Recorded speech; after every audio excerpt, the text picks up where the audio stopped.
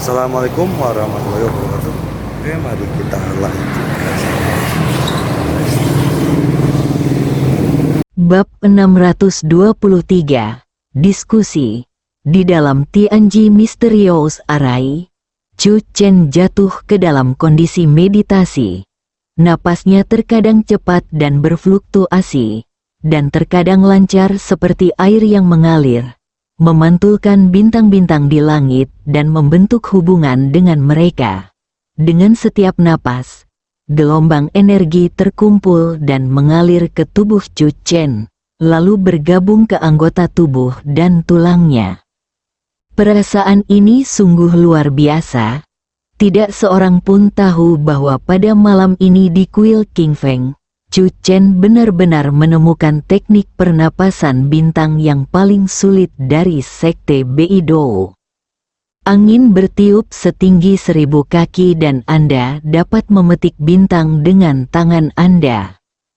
Saat fajar, Chu Chen berdiri di tengah formasi Tianji Xuan, dengan tangan di belakang punggungnya, menatap ke langit. Bintang-bintang di langit di atas kepalanya telah menghilang dan tidak dapat lagi dilihat dengan mata telanjang. Tetapi Chu Chen masih dapat merasakan keberadaan bintang-bintang melalui detak jantung dan napasnya. Bahkan setelah dia keluar dari Tianji Xuan Arai, perasaan ini masih belum hilang. Detak jantung dan napas Chu Chen mempertahankan hubungan ritmis tertentu dengan bintang-bintang di langit setiap saat. Tidak mengherankan meskipun teknik pernapasan bintang merupakan keterampilan internal yang paling sulit untuk dipahami di sekte Beidou. Setelah dikuasai, seseorang dapat menjadi pusat kekuatan absolut di sekte Beidou. Chu Chen kini sepenuhnya mengerti. Karena begitu teknik pernapasan bintang dikuasai, ia dapat mempraktikkannya kapan saja dan di mana saja. Setiap napas dan setiap detak jantung adalah proses latihan. Tidak perlu bermeditasi atau berlatih keras. Malam itu, kekuatan Chu Chen membaik lagi. Chu Chen bahkan merasa bahwa meski tanpa tanah yang diberkati, dia dapat dengan cepat mencapai alam Qi. Saat menuruni gunung, Chu Chen menerima telepon dari Song Yan, yang berkata dengan nada tergesa-gesa, "Seseorang membobol rumah kita, dan sepertinya mereka punya niat jahat." Mata Chu Chen menyipit dingin. Begitu banyak kekuatan seni bela diri tidak dapat menahan diri hanya karena dia menghilang selama satu malam. Beritahu tetua Kiao untuk tidak berkonflik dengan mereka. Aku akan segera kembali. Chu Chen berbicara dan mempercepat langkahnya. Rumah keluarga Song. Ada cukup banyak orang yang berdiri di luar aula villa. Di kejauhan ada penjaga keamanan keluarga Song. Setelah gagal menghentikan mereka, para penjaga keamanan ini hanya bisa berdiri di samping tanpa daya. Lagi pula, orang-orang di depan mereka bukanlah orang biasa. Kebanyakan dari mereka lebih kuat dari yang disebut master seni bela diri di dunia tinju sekuler. Bagi para penjaga keamanan, itu seperti sekelompok ahli bela diri yang membobol keluarga Song. Mereka tidak bisa menghentikan mereka, apalagi memukuli mereka. Untungnya, Song Sieyang memberi mereka perintah tepat waktu untuk tetap bersiaga. Jika tidak, mereka harus naik meskipun sedang bertugas, dan mereka mungkin sudah jatuh ke tanah sekarang. Ada lebih dari selusin orang yang datang ke aula, mengenakan berbagai pakaian. Terdapat pendeta Tao yang memegang pengocok dan biksu yang mengenakan jubah. Jika kamu tidak tahu, kamu mungkin berpikir bahwa ada drama kostum yang sedang difilmkan di rumahku. Song Yan berkata dalam hati.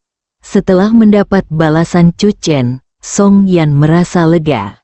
Dia tahu bahwa orang-orang ini memiliki niat buruk, tetapi dia percaya pada Chu Chen dan percaya bahwa Chu Chen dapat menangani situasi ini. Kiao Changsheng dan murid-murid lembah kedokteran lainnya menghadapi pihak lain. Lembah kedokteran selalu bersikap netral. Mengapa kali ini ia berdiri teguh di pihak murid Kimen? Chu Chen? Mungkinkah lembah kedokteran telah memperoleh metode untuk menyiapkan arai mendalam Tianji? Orang yang berbicara adalah penjaga sekte Beidou, Gao Zhenlong, seorang ahli bela diri. Di sebelahnya berdiri seorang pria kekar, Deng Jiehu, yang dikenal di dunia bela diri sebagai duo naga dan harimau sekte Beidou, yang kekuatannya mendekati level puncak seorang ahli bela diri. Mereka tentu saja bukan yang terkuat dari sekte Beidou, termasuk Damosan. Orang yang datang ke istana keluarga Song hari ini adalah Master Kong He, adik laki-laki Master Kong Tong. Kelompok orang ini datang ke sini hanya untuk menguji sikap Chu Chen terlebih dahulu. Begitu Gao Zhenlong selesai berbicara, semua perwakilan sekte utama yang hadir memandang Kiao Changsheng dan tiba-tiba mengerti. Tidak heran Yao Gu sangat melindungi Chu Chen. Mereka pasti telah mencapai kesepakatan dengan Chu Chen. Arai misterius surgawi seharusnya dibagikan ke seluruh dunia. Mengapa Chu Chen dan Yao Gu harus membaginya? Sekalipun 9 dewa misterius ada di sini hari ini, aku tetap akan mengatakan ini. Masing-masingnya penuh dengan kekuatan dan vitalitas. Amitabha, Master Kong He mengatupkan kedua tangannya dan berkata dengan tenang, biarkan donor Chu Chen muncul dan berbicara. Chu Chen tidak ada di rumah. Song Yan berkata, aku sudah memberitahunya, dia sedang dalam perjalanan pulang. Dia berani kembali. Deng Jiehu mencibir, menurutku, dia tahu kita akan datang dan dia pasti sudah melarikan diri sejak lama. Ini rumahnya, kemana lagi dia bisa pergi? Tuan tua Song Changking memasang wajah muram. Orang-orang ini datang ke rumahnya tanpa rasa bersalah. Jika Song Yan tidak memberitahunya identitas mereka, Song Changking pasti sudah menelepon polisi sejak lama. Namun dalam situasi saat ini, lebih baik menunggu Chu Chen kembali untuk menanganinya. Chu Chen sendiri adalah anggota Biro Operasi Khusus. Benar-benar konyol bahwa Tuan Muda Jiuxuan yang bermartabat telah menjadi menantu. Deng Jiehu melirik dengan dingin. Karena Chu Chen belum kembali, membosankan bagi kita untuk menunggu di sini. Jadi mengapa tidak mengadakan pertandingan tanding? Ekspresi Kiao Changsheng sedikit gelap. Meskipun mereka bukan perwakilan terkuat dari sekte-sekte utama, kekuatan gabungan mereka sangatlah dahsyat. Terutama duo naga dan harimau dari sekte Beidou dan Master Kong He dari Gunung Bodhidharma, dan bahkan murid sesama Master Kong He, Master Kong Ying, semuanya kuat di antara para master seni bela diri. Siapapun dari keempat orang ini bukanlah tandingan Yao Gu. Selain keempat guru besar itu, masih banyak lagi pendekar lainnya yang juga sangat sakti. Mereka semua datang dengan persiapan, hanya ada satu tujuan, yaitu rangkaian rahasia surgawi. Tidak perlu ada pertandingan tanding. Song Changking juga melihat situasi saat ini dan berkata, aku sudah menyiapkan teh, ayo minum secangkir teh. Nyonya Siang masuk sambil membawa teh, dan tiba-tiba dia tersandung dan jatuh ke depan, menumpahkan teh ke lantai. Pada saat yang sama, terdengar suara cangkir teh pecah. CK, sepertinya teh yang kau undang untuk kami minum tidak tulus. Seorang prajurit mencibir. Maafkan saya, Nyonya Siang membersihkan pecahan-pecahan gelas di lantai dengan berantakan, dan tanpa sadar menoleh ke belakang. Ia merasa seolah-olah tiba-tiba tersandung sesuatu, tetapi ia tidak melihat apa-apa saat menoleh ke belakang. Song Yan berjalan mendekat dan membantu Siang Sao berdiri. Siang Sao, kamu baik-baik saja? Pada saat yang sama, mata Song Yan menunjukkan kekesalan. Kalian adalah pejuang yang bermartabat, dan kalian dikenal sebagai sekte yang terkenal dan jujur. Tetapi kalian malah menyerang seorang wanita biasa. Gadis kecil, jangan mengatakan sesuatu tanpa bukti. Tatapan Gao Zhenlong jatuh pada Kiao Changsheng. Kiao Changsheng, karena Yao Gu ingin campur tangan dalam masalah ini, maka keluarlah dan bertukar pikiran. Tentu saja, kamu dapat memilih untuk segera pergi dari sini. Silakan. Para prajurit di lembah kedokteran saling berpandangan. Lalu salah satu dari mereka, seorang jago bela diri, melangkah keluar.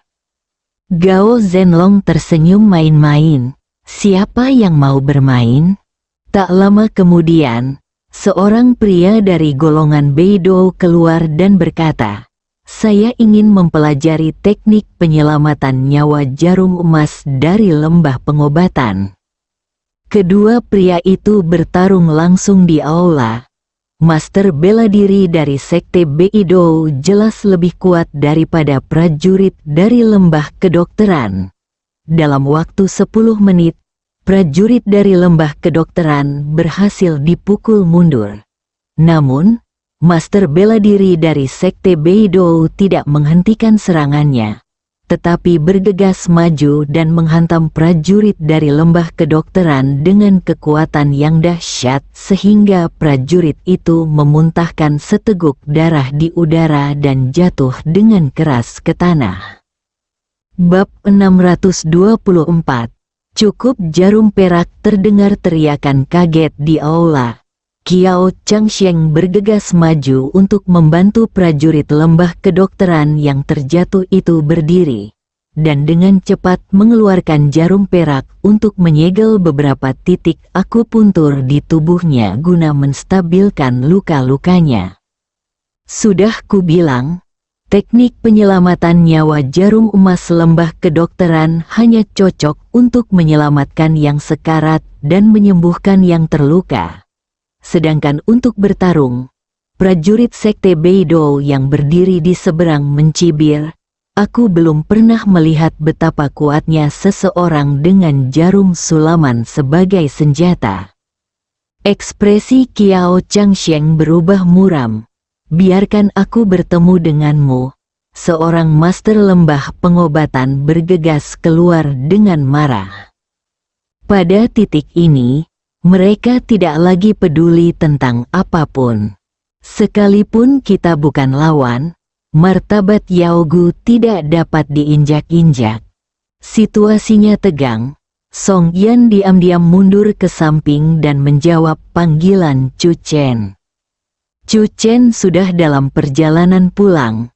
Ketika dia melihat panggilan telepon Song Yan, ekspresinya sedikit berubah. Yan, bagaimana situasinya? Pihak lain dengan sengaja memprovokasi dan menyerang para pejuang lembah kedokteran. Saya khawatir lembah kedokteran tidak dapat menghentikan mereka. Song Yan merasa cemas. Meskipun Chu Chen telah memerintahkan para prajurit lembah pengobatan untuk tidak bertarung dengan pihak lain tidak memberi mereka kesempatan sama sekali. Mereka ingin menggunakan Yao Gu untuk membangun otoritas mereka. Setelah menutup telepon, Chu Chen mendesak pengemudi itu sambil menahan rasa cemasnya. Saudaraku, tolong melaju lebih cepat. Ledakan, ledakan, ledakan. prajurit dari Medicine Valley jatuh ke tanah satu demi satu. Bukan hanya para pendekar dari Sekte Beidou saja yang mengambil tindakan, tetapi juga para biksu dari Gunung Damo. Selain itu, semua sekte besar juga secara aktif menunjukkan sikap mereka.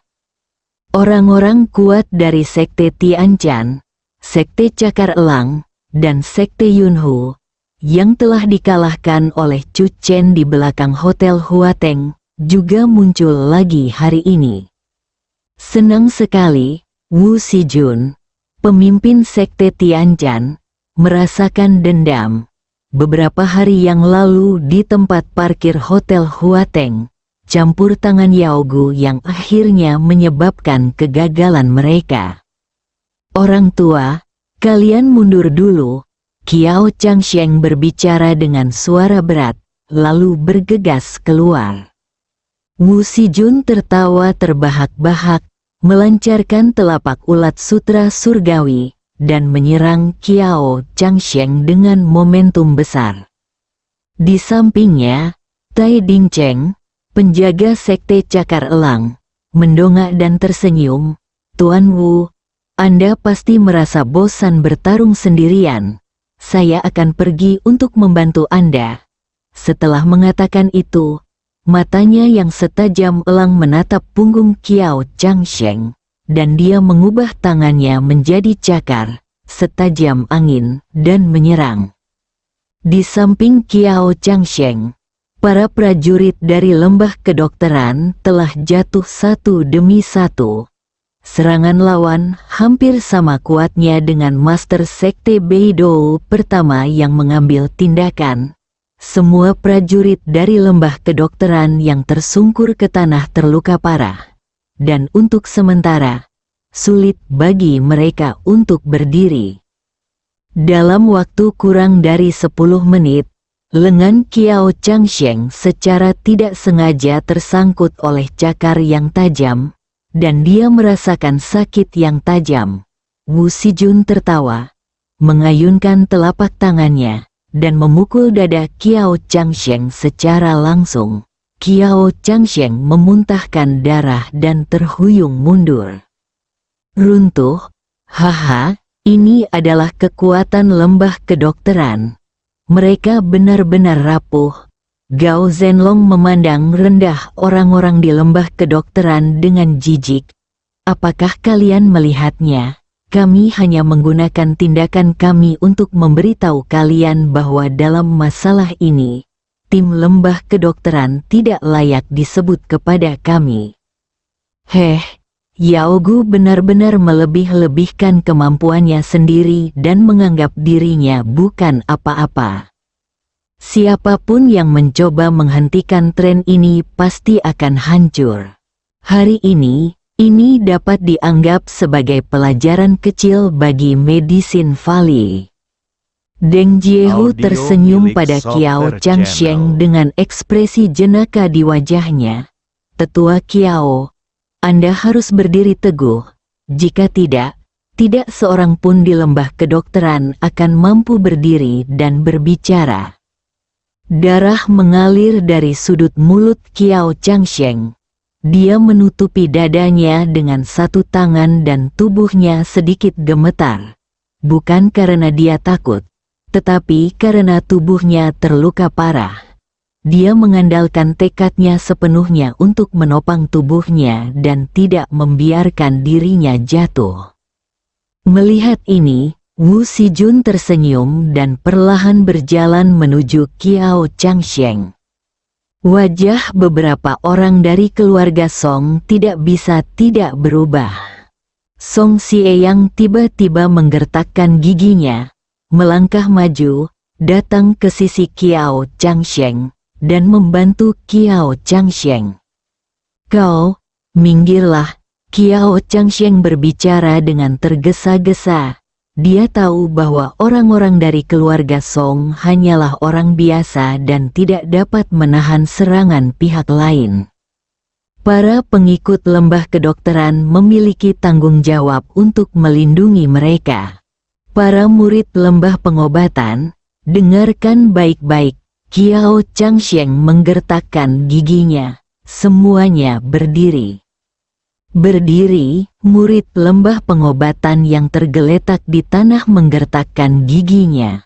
Yao Gu dapat dikalahkan, tetapi martabatnya tidak dapat diinjak-injak. Karena mereka tidak bisa menang, mereka menggunakan tubuh mereka untuk membangun tembok untuk melindungi keluarga Song. Seorang murid dari Medicine Valley berdiri. 2, 3, 4. Ada yang sama sekali tidak dapat berdiri, sehingga mereka dibantu untuk berdiri. Konyol, Wu Sijun menatap murid-murid Medicine Valley yang berdiri berjajar di depannya sambil tersenyum. Apakah dinding kertas berguna? Target Wu Sijun masih Kiao Changsheng yang berdiri di tengah. Song Xie yang masih mendukung Kiao Changsheng, dia tidak pergi. Kiao Changsheng menatap Wu Sijun, memegang 2 jarum perak di tangannya. Wu Sijun mengangkat sudut mulutnya. Kiao Changsheng mungkin merasa kesulitan untuk menggerakkan jarinya sekarang. Apalagi memberikan akupuntur untuk melukai musuh. Yang kusesalkan adalah aku belum benar-benar merasakan kekuatan teknik penyelamatan nyawa jarum emas. Wu Sijun mendesah, dan langkah kakinya sudah sampai di depan Kiao Changsheng. Pohon palem sutra surgawi, Wu Sijun menamparkan dengan keras. Angin palem kencang sekali. Wajah Song Yan tiba-tiba berubah, dan Su Yuexian memegang tangannya dengan erat. Memanggil, memanggil, memanggil, memanggil, memanggil. Dalam sekejap, 5 sambaran petir menyambar, datang dari belakang Kiao Changsheng. Itu 5 jarum perak, salah satunya menusuk dahi Wu Sijun, mengandung niat membunuh. Wu Sijun secara refleks mencondongkan tubuhnya ke belakang untuk menghindari serangan itu. Tetapi pada saat ini, dia merasakan sakit yang tajam di telapak tangannya. 2 jarum perak menusuk telapak tangan Wu Sijun. Pada saat yang sama, 2 jarum perak lainnya menusuk 2 titik vital di tubuh Wu Sijun. Kekuatan benturan yang kuat menyebabkan Wu Sijun terbang dan jatuh ke samping, dan dia jatuh ke tanah dengan keras. Pada saat yang sama, dia menjerit kesakitan yang luar biasa, dan seluruh tubuhnya meringkuk, tidak peduli apakah jarum perak di telapak tangannya atau tubuhnya. Mereka meningkatkan rasa sakit Wu Sijun hingga ekstrim. Teriakan itu mengerikan. Melihat darah yang mengalir dari telapak tangan Wu Sijun bahkan lebih mengerikan. Banyak pasang mata menoleh ke belakang. Kiao Changsheng juga menoleh ke belakang. Matanya tiba-tiba berbinar, dan dia berkata dengan penuh semangat, "Paman Chu." Chu Chen memiliki tubuh yang tinggi dan wajah tampan sedingin es. Matanya seperti pisau. Dia melangkah maju dan menatap Wu Sijun yang sedang berguling-guling di tanah. "Sekarang, kamu tidak menyesal, kan? Jika kamu masih menyesal..." Chu Chen mengeluarkan beberapa jarum perak lagi. Sebelum Wu Sijun bisa menjawab, dia tiba-tiba menjentikkan pergelangan tangannya dan jarum-jarum perak itu terbang keluar. Dalam sekejap mata, 3 jarum perak lagi menusuk tubuh Wu Sijun. "Nikmatilah perlahan-lahan. Sudah cukup banyak jarum perak. Aku tidak akan pernah membiarkanmu pergi dengan penyesalan." Suasana di seluruh aula tiba-tiba berubah dingin. Hanya teriakan Wu Sijun yang bergema, bersambung.